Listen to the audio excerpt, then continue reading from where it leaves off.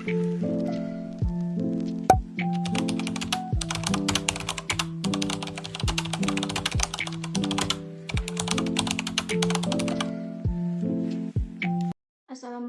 warahmatullahi wabarakatuh. Saya Putri Nabila Tama akan menjelaskan tentang model-model struktur organisasi.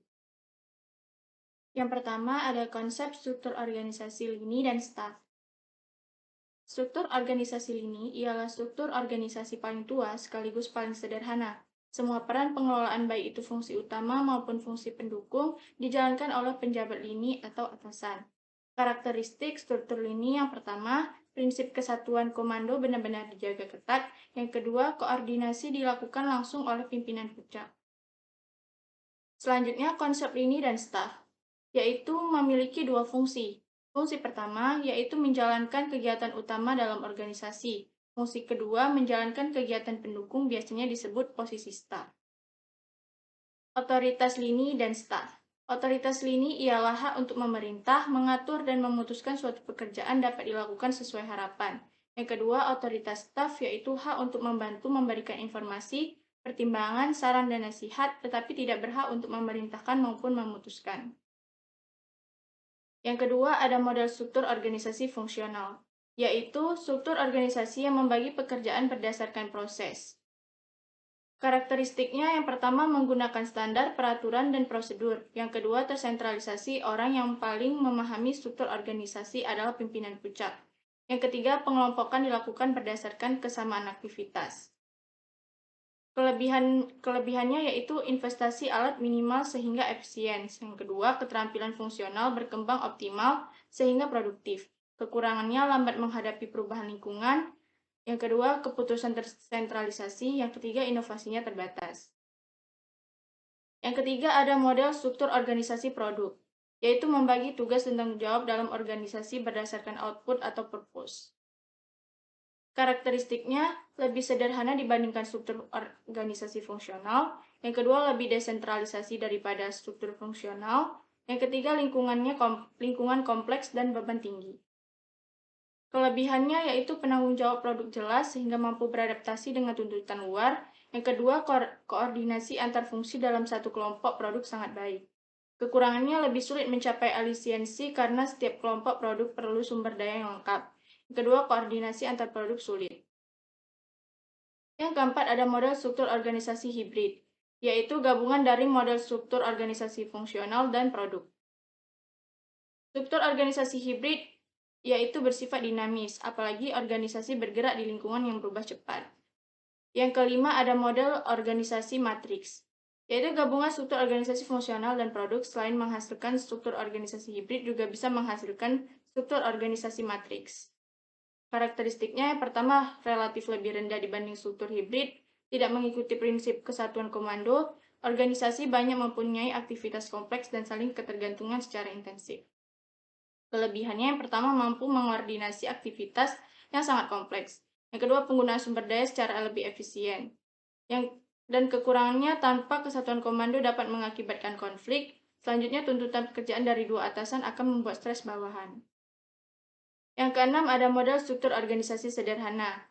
Menurut Mintzberg, adalah struktur yang mengontrol atau pengendalian organisasinya didominasi oleh pimpinan puncak. Karakteristiknya, yang pertama, komunikasi dan koordinasi informal. Wewenang tersentralisasi dipimpin puncak. Yang ketiga, kompleksitas rendah, organisasi kecil dengan hierarki pendek dan struktur tidak lebar. Selanjutnya, kelebihan dan kekurangan. Kelebihannya cepat dan fleksibel. Kedua, murah, biaya organisasi relatif rendah. Yang ketiga, misi dan tujuan organisasi terlihat lebih jelas. Kekurangannya, penggunaan terbatas. Kedua, mudah sekali terjadi penyalahgunaan. Yang ketiga, organisasi sangat bergantung pada pimpinan. Selanjutnya, yang ketujuh, ada model struktur organisasi birokrasi mesin.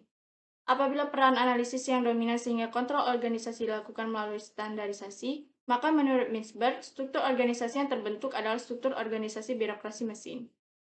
Karakteristiknya yang pertama, pada analisis dominan, kontrol akan dilakukan melalui standarisasi dan struktur, peraturan sangat diformalkan.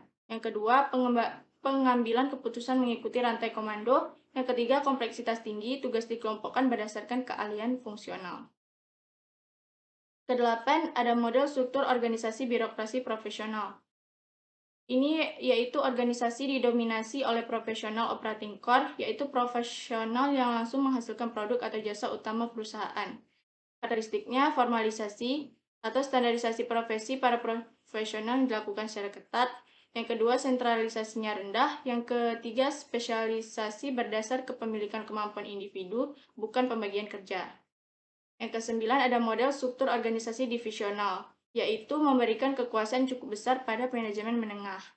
Karakteristiknya, formalisasinya tinggi. Yang kedua, sentralisasinya rendah. Para manajer divisi bertanggung jawab atas prestasi divisi mengelola produk. Yang ketiga, kompleksitasnya tinggi. Selanjutnya yang ke-10 ada model struktur organisasi ad hocracy, yaitu struktur organisasi yang fleksibel karena sedikit yang distandarisasi.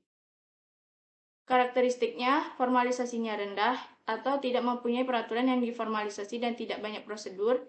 Yang kedua, sentralisasinya rendah, kumpulan profesional yang melakukan inovasi memberikan kekuatan pada semua anggota.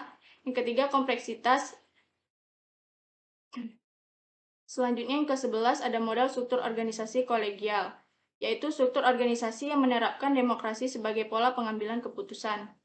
Bentuk struktur organisasi kolegial yaitu menggambarkan kesetaraan semua anggota terhadap semua permasalahan organisasi yang dianggap penting.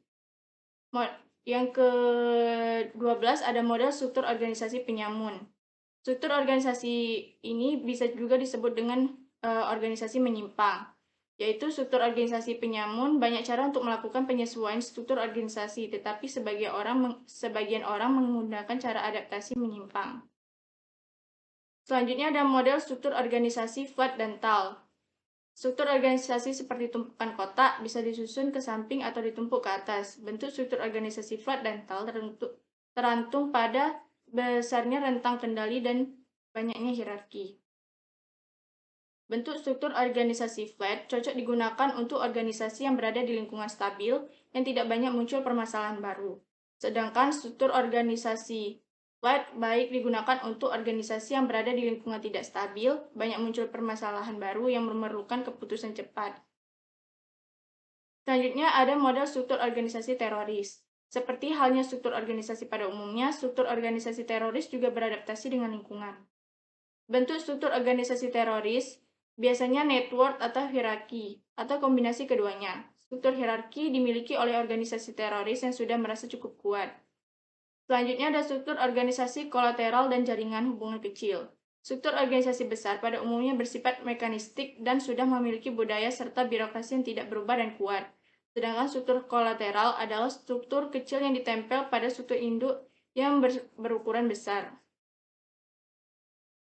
Sekian dari presentasi saya. Assalamualaikum warahmatullahi wabarakatuh.